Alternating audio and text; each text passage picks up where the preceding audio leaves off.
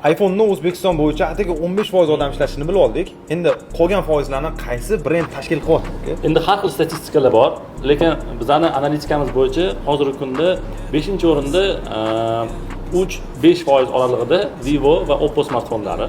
Undan keyin yana bir exe brendlar deyiladi. Tecno va Infinix brendi hisoblanadi. Asosan arzonchi brend segmentini egallagan yoshlar bor. Ularning bozordagi ulushi 5-7% tashkil qiladi. Bundan oldingi videoda aytib o'tganimdek o'sha iPhone 15% tashkil qiladi. Honor unga yaqin kelib qoldi hozirgi kunda. 3-o'rin bilan bo'lishib turibdi. 13-14% bilan. Ikkinchi va birinchi o'rinda qaysi brend tashkil etadi deb o'ylaysiz? Endi 3-o'rinda iPhone bo'lgandan keyin ikkinchi o'rinda menimcha Samsung bo'lsa kerak, lekin birinchi o'rin hayolim kelmayapti. Nima o'zi? Siz ayta qoling. Yo'q. Ikkinchi o'rinda Samsung emas. Ikkinchi o'rinda Xiaomi brendi tashkil qiladi. O'zini o'sha Redmi Poco lineykalari bilan 26-27% tashkil qiladi.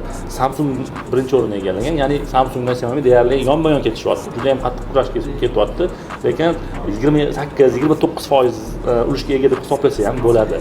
Qolgan 3% ga yetmagan ulushini knopkali telefonlar va boshqa no-name bo'lgan Xitoy brendlari tashkil qiladi. O'zi qolganlar nima telefon sotadi, shunisi qiziq menga. Keling buni biz obunachilarimizdan so'raylik. Nima yo'q. Siz nima telefon tutasiz? Kommentariyga yozib qoldiringlar. Bizga bu qiziq.